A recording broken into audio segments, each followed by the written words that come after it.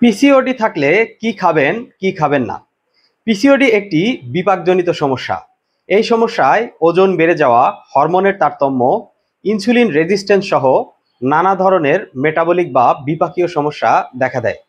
এই সমস্যায় খাদ্যাভ্যাসের দিকে বিশেষ নজর দেওয়া প্রয়োজন। ওজন নিয়ন্ত্রিত হলে ঋতুস্রাবও ধীরে ধীরে নিয়মিত হয়ে যাবে ও হরমোনজনিত ভারসাম্যহীনতা অনেকটাই কমে যাবে। তবে ইনসুলিন রেজিস্ট্যান্স থাকার কারণে নির্দিষ্ট ডায়েট মেনে চলা উচিত।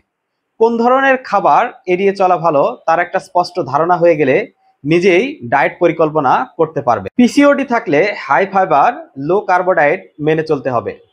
অর্থাৎ ভাত, রুটি, ময়দার তৈরি খাবারের মতো শর্করা কম খেতে হবে।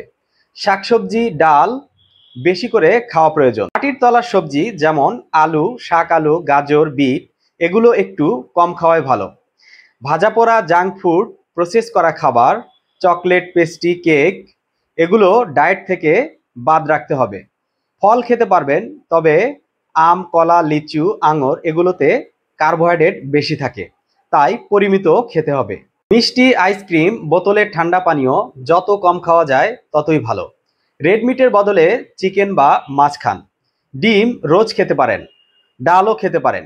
বীজ জাতীয় খাবার খান, যেমন সূর্যমুখীর বীজ, কুমড়ার বীজ, ফ্লাক্সিড, চিয়া সিড। হাই ফাইবারযুক্ত সবজি, ফুলকপি, ব্রোকলি, লেটুস পাতা, বিন, কুমড়া ইত্যাদি ডায়েটে রাখুন।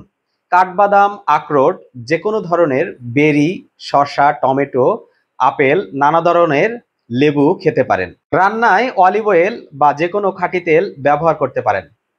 স্যাচুরেটেড ফ্যাটের বদলে গুড ফ্যাট বেছে নিন। মাঝে মধ্যে চকলেটের পরিবর্তে ডার্ক চকলেট এক টুকরো করে চলতে পারে। মনে রাখুন, পিসিওডি রোগীদের হৃদরোগ, উচ্চ রক্তচাপ, ডায়াবেটিস হওয়ার ঝুঁকি বেশি, তাই একে অবহেলা করা যাবে না।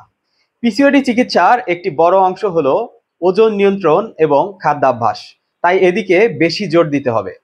স্বাস্থ্য বিষয়ক সুন্দর সুন্দর টিপস পেতে আমাদের ফেসবুক পেজটি ফলো করুন আর ইউটিউব চ্যানেলটি সাবস্ক্রাইব করতে ভুলবেন না। আর বিস্তারিত জানতে ভিজিট করুন redonpharma.com। ভালো থাকবেন, সুস্থ থাকবেন এই কামনায়। খুদা হাফেজ।